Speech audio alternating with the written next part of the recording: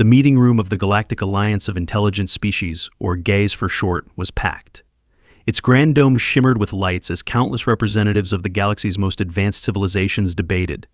Beneath the swirling projections of planets, nebulae, and arcane star charts, the chatter of alien voices echoed. The topic: humans, of course.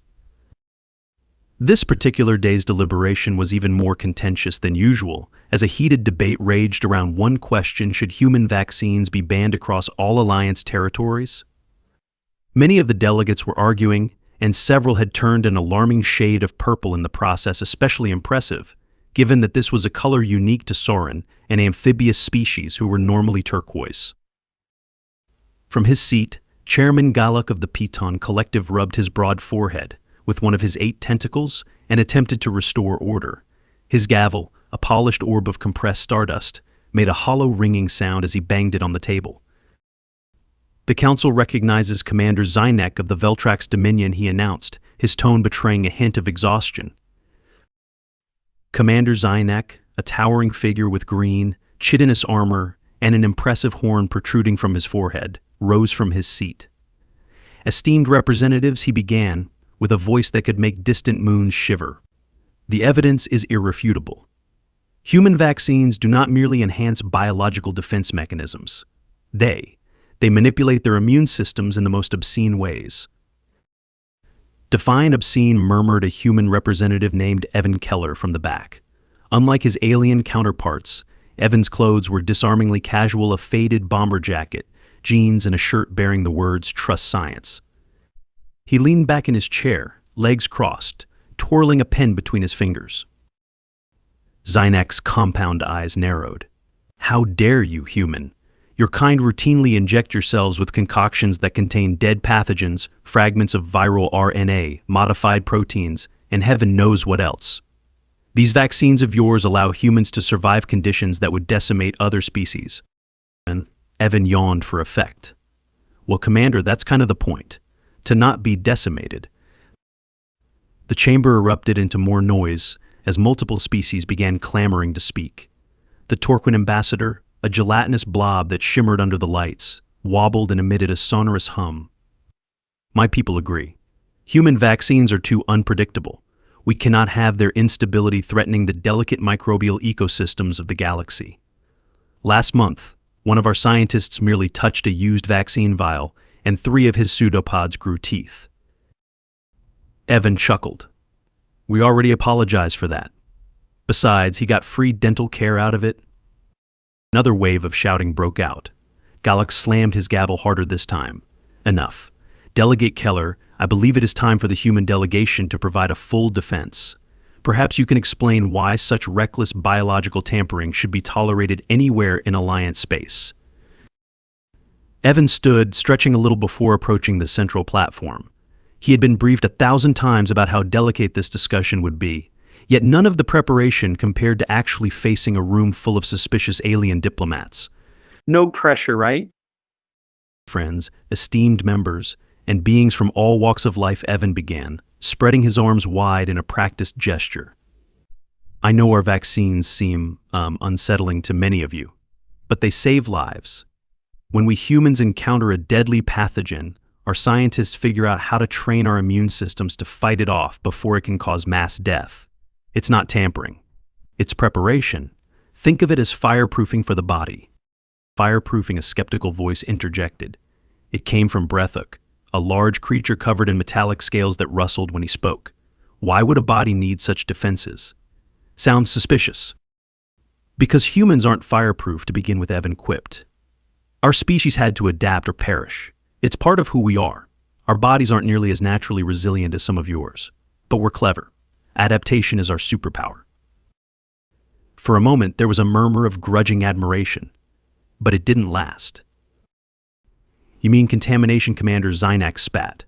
"No more euphemisms. You humans introduce mutated pathogens into your bodies and call it adaptation. It is a plague on the universe. What if your pathogens evolve and escape? We cannot allow this risk to persist." "You're ignoring context," Evan protested. "We take precautions. Strict containment protocols are in place for all vaccine trials. We understand the risks better than anyone."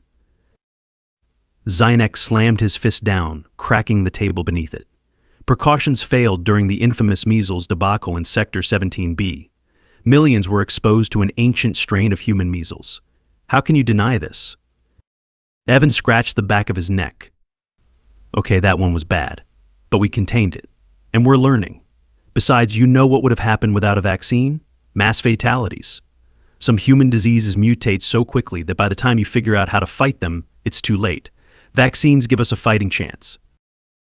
The debate dragged on, with neither side giving ground. Eventually, the session ended with a pending review resolution, essentially a diplomatic punt. In the corridors afterward, Evan was approached by Elra, a four-eyed scientist from the Krillians. Elra had always been more curious than alarmed by humans. Her eye stalks trembled slightly as she spoke. "Evan, are you aware of how fragile the current equilibrium is?" she asked quietly. "The Alliance barely tolerates humans as it is. If another vaccine incident occurs, a ban could become a galactic mandate." Evan nodded grimly. "I know, Elra, but what do they expect us to do? Let deadly diseases win?" Their conversation was interrupted by a high-pitched alarm that echoed through the corridors.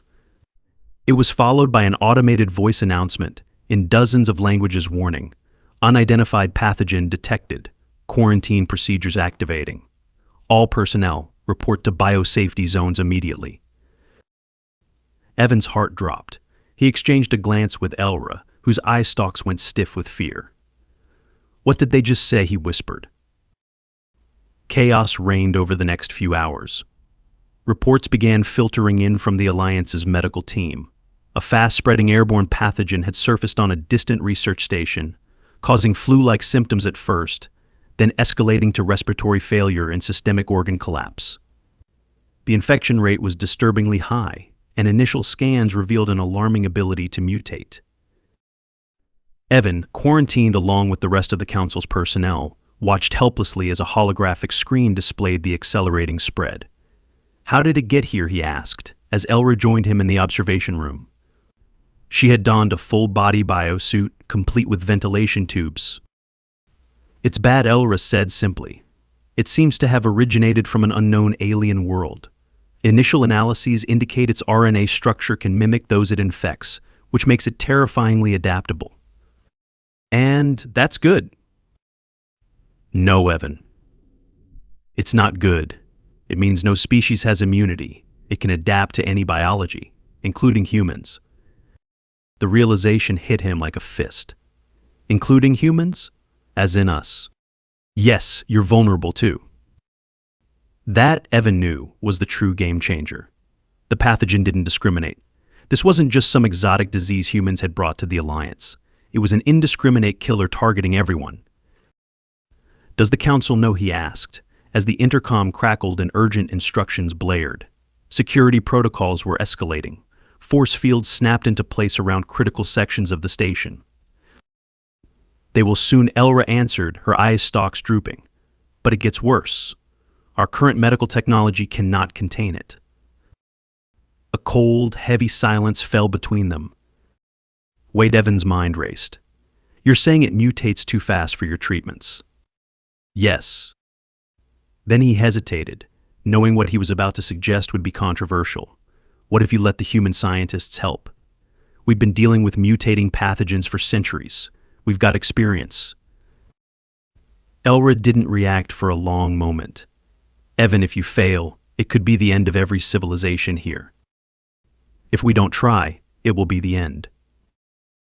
The emergency response team eventually convened an extraordinary session, this time with masks and shields and nervous glances.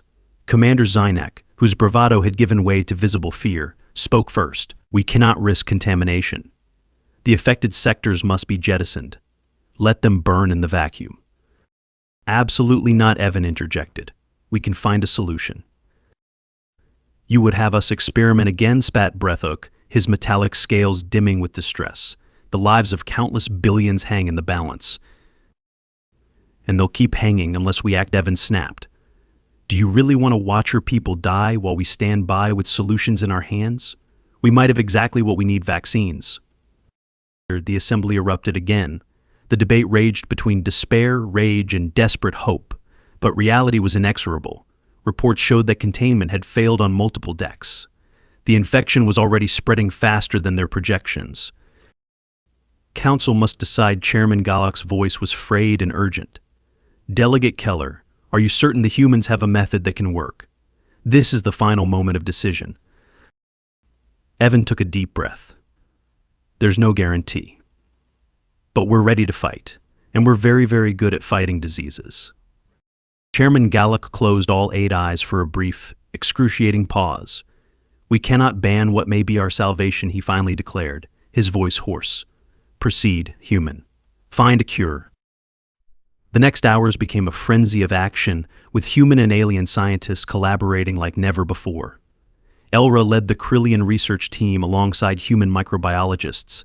The pathogen's mutations were analyzed under microscopes and scanners. Data poured in at breakneck speed. Every breakthrough was tempered by news of more infections. The station itself was at risk of becoming a floating morgue. As they worked, Evan found himself on the front lines of the effort. He barely slept, poring over every sample and assisting wherever he could. His body ached, his mind buzzed, but he refused to stop. The stakes were too high. Finally, it happened, a breakthrough. After countless hours of trial and error, they developed an initial vaccine candidate that had a high success rate against several mutated strains. The challenge would be distributing it quickly enough to outpace the pathogen spread. We're deploying now, Evan told Elra as they stood in the crowded medical bay. There was no triumph in his voice, just grim determination. Are you ready? Elra's eye stalks trembled. As ready as we'll ever be. This was only the beginning of a race against time, but one thing was clear: the Alliance had to reconsider its stance on human vaccines.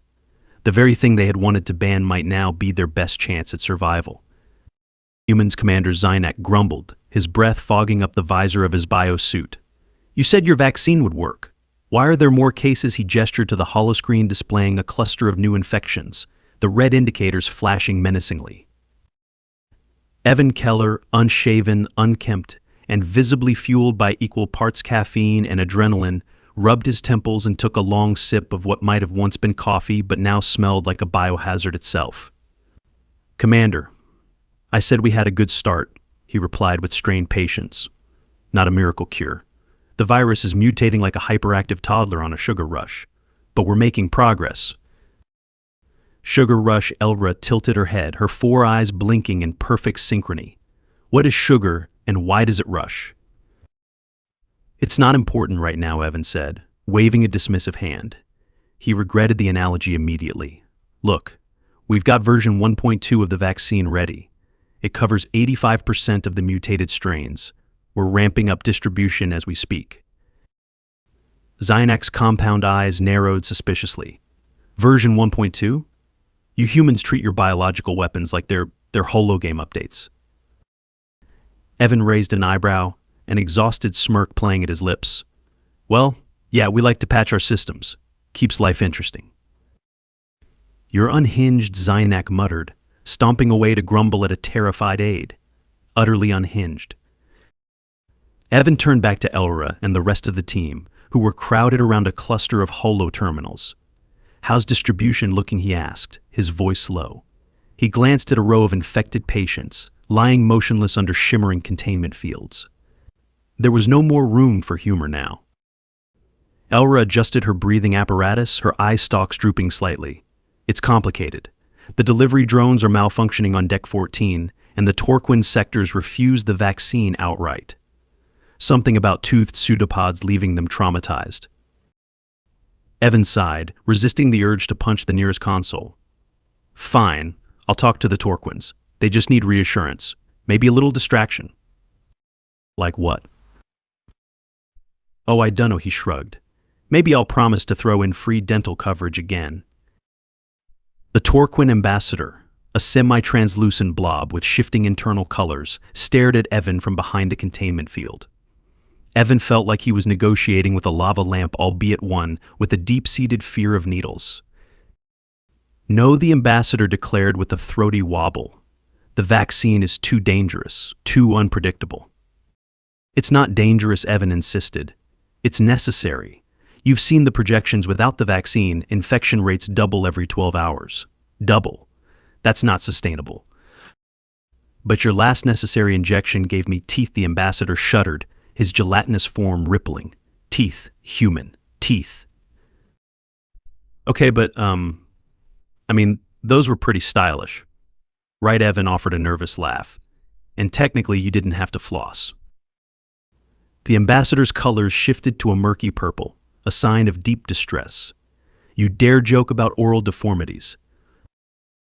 Evan dropped the humor instantly. I'm sorry, he said sincerely. But look, you're afraid because of one isolated incident.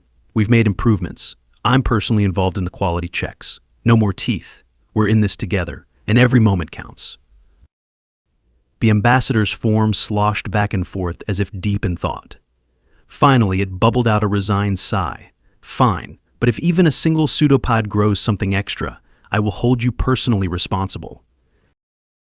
Deal, Evan said, flashing a thumbs up. And I'll throw in that dental coverage just in case. Back in the lab, Elra was pacing an impressive feat for a Krillian, given her legless, squishy body. The pathogen's adapting faster than we thought, she said, her voice tinged with worry. It's taken to mimicking host cells even more efficiently. We need an even faster response. Evan nodded, massaging his temples. We'll need to roll out version 1.3. We can refine the protein markers, make them less recognizable to the pathogen's adaptive genome. Brilliant idea, Elra said. But we're working with limited resources. The synthesis chambers are already running beyond capacity, and the molecular binders are tired. Tired, Evan blinked. Molecules don't get tired. Ours do, Elra replied, exasperated. Do you know how exhausting it is for them to keep pace with your human immune tricks? Evan grabbed a fresh flask of stimulant-infused water and downed it in one go. Then we have no choice. We're going manual. Manual turned out to be a euphemism for chaos.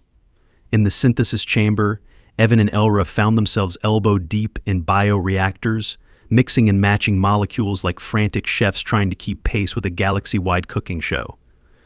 Evan wore a protective suit with so many patches that it barely held together. The last time he'd leaned on a console, it had ripped with a theatrical tear. What are you doing? Human Zynak's voice boomed through the chamber, startling Evan enough that he nearly spilled a vial of fluorescent green liquid.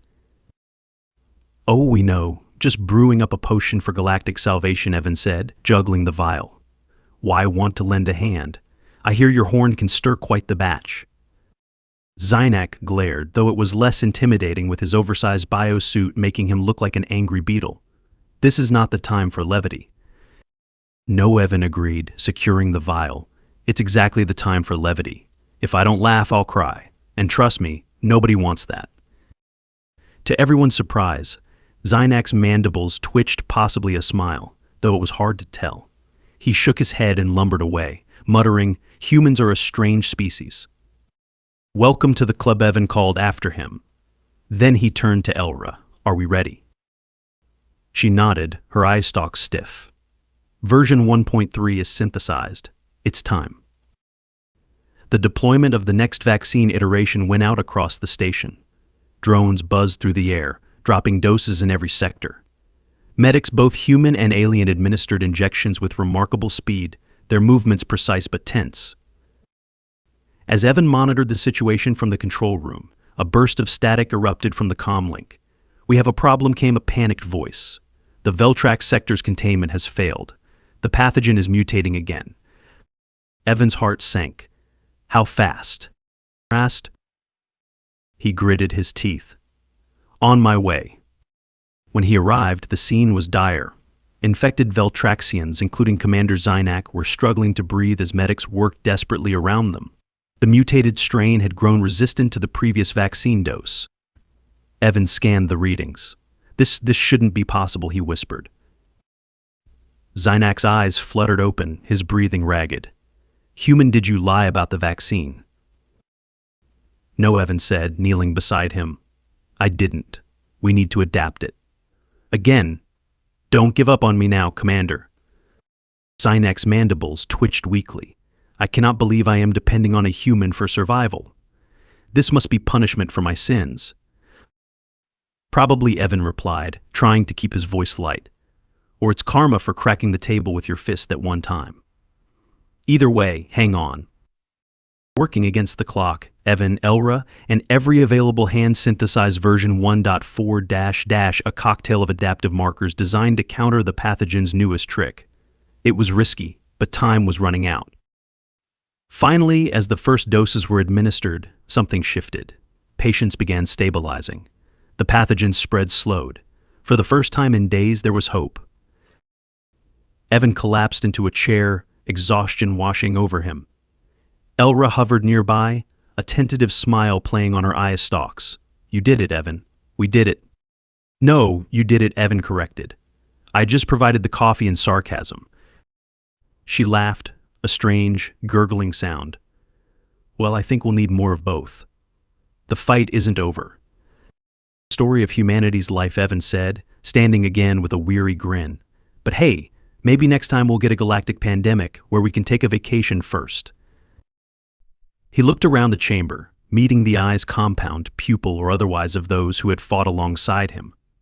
The room was filled with exhausted faces, but there was also determination. Okay, everyone, Evan said, raising his flask in a mock toast. To vaccines, survival, and slightly fewer teeth in future updates. A hesitant chuckle rippled through the room, breaking the tension. The galaxy wasn't safe yet, but maybe, just maybe, it had finally learned to trust humans and their chaotic brilliance. The station-wide crisis had taken its toll. Although the immediate wave of infections had slowed, there was no time for rest. The Geist Council chamber, hastily transformed into a war room, now buzzed with activity. Holographic displays tracked remaining infection hotspots and ongoing vaccine distribution, while tired medics and exhausted scientists conferred about next steps. Evan Keller stood near the center, feeling like a poorly glued puzzle piece in a mural of chaos. He hadn't slept in days, and the stale taste of rehydrated survival rations clung to his tongue. But there was no room for complaints, not when the stakes were this high. Chairman Gallock, his tentacles twitching from fatigue, gestured for silence. The pathogen may have slowed, but it is not gone, he announced gravely. We must ensure the situation remains stable. Delegate Keller, you and the human team have bought us precious time. But what is our next move? Great question, Evan replied, his voice raspy. We need to ensure continuous adaptation of the vaccine. This pathogen is a shapeshifter. If we stop updating our defenses, it'll outpace us again. We cannot afford more experiments, hissed Breathhook, whose metallic scales were dulled from stress. What if the next mutation escapes your control? It's not just about us, Evan countered. The pathogen doesn't care about borders. We need to unite every resource we have. Our vaccine worked because we adapted quickly. Every species here has something to offer. Let's leverage that. The room fell silent. The aliens were unused to working with humans in such a collaborative manner. Centuries of mistrust and unease couldn't be erased in a day. But this crisis had left scars that ran deeper than mistrust. For the first time, they were all fighting for survival on equal terms. Elra stepped forward, her eye stalks quivering with intensity. Delegate Keller is correct. Collaboration is our best weapon. The Krillians offer our data synthesis platforms to improve vaccine modeling. Zynak, still pale but defiant, spoke up next. The Veltrax Dominion will contribute all available labs to vaccine production. We will tolerate your methods. Glad to hear it, Commander Evans said, a smile tugging at the corner of his mouth. I'm getting the feeling you like me now. Do not test me, human. Fair enough. Over the following days, collaboration across species became a reluctant necessity and slowly, a hopeful new normal. Teams worked around the clock. Combining their strengths, Krillians excelled at molecular analysis. Torquins handled mass production logistics, and Veltraxian warriors assisted with security and quarantine enforcement. Humans, meanwhile, poured their experience and ingenuity into refining the vaccines. Evan felt both pride and exhaustion as he moved between workstations. There were moments of tension, old rivalries, and fresh arguments sparked under the strain. But there were also moments of triumph, the spontaneous cheer when a critical mutation was countered, or the quiet relief of seeing a stabilized patient open their eyes. Of course, it wouldn't have been a true human endeavor without a few absurd moments. One afternoon, a harried Krillian researcher burst into the lab, where Evan and Elra were fine-tuning their latest batch of adaptive serums. "Emergency," she cried, waving multiple eye stalks in different directions. "Did the pathogen mutate again?" Elra asked, panicked. "No, worse," the Krillian's eye stalks flailed even more wildly. "The Torquin's containment protocols failed, and one of their researchers developed pseudopods again." Evan blinked, stunned. "Are you saying teeth?" "No teeth. Thank the stars," she replied. "But the pseudopods are now capable of independent speech." Elra sighed. "How does that even—" "No time for logic," Evan interrupted. "Show me the pseudopods. We'll figure it out." The incident proved both bizarre and strangely uplifting. The affected Torquin, now accompanied by chatty pseudopods, was stabilized and eventually returned to work, albeit with a bit more company than before. Rumors that one pseudopod had delivered an impassioned speech on labor rights during containment proceedings would persist for years. As weeks passed, the pathogen's mutations grew weaker. The vaccines became more refined, adapted for all species, and more widely distributed. The station's tension slowly eased, and for the first time in what felt like an eternity, the Gaze Council reconvened not for a crisis meeting, but for reflection. Chairman Galactic addressed the assembly, his voice steadier than it had been in days. "The emergency has taught us much. We have all seen what human vaccines can do, the risks they entail, yes, but also their incredible power to adapt. We must now decide whether to continue banning them or learn from their methods." Evan stood, the weight of countless hours of work etched into every line of his face. "If you want to ban us again, go ahead," he said, surprising himself with the boldness of his tone. "But don't forget, when the chips were down, we fought to keep everyone alive. We didn't hold back because it was risky. That's what humans do. We adapt, we improvise, we survive." "Sometimes at great cost," murmured Zynak, but there was no venom in his words, only weariness. "And sometimes," Evan replied, meeting the Veltraxian's gaze, "it's worth it." The chamber erupted into hushed conversations. Finally, Chairman Galactic raised one of his tentacles for silence. "The vote will proceed." After tense moments, the result was clear: the ban on human vaccines would be lifted. Collaboration would continue, and humanity's unique approach to survival would be studied, not shunned. The victory was bittersweet. There were still lives lost, scars that would take time to heal, and tensions that wouldn't vanish overnight. But for Evan, it was a start, a moment of vindication, and perhaps a strange kind of hope. "You've done it," Human Elra said, joining him as the council dispersed. "You've ensured your species will be tolerated and maybe even respected." Great, Evan said, feigning weariness.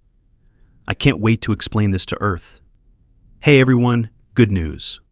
The galactic community doesn't want to ban us, at least, not entirely." She laughed, a sound like bubbling water. "There will always be skeptics." "Oh, I'm counting on it," he said, a mischievous glint in his eyes. "Skeptics make life interesting. Besides, if things get too quiet, I'm sure I can accidentally invent something new to horrify everyone." "Please don't. No promises." The two walked away, leaving behind a chamber filled with both lingering tension and the fragile beginnings of unity. There would be many battles to come against pathogens, against mistrust, against their own limitations. But for now, they had a fighting chance. And that was enough.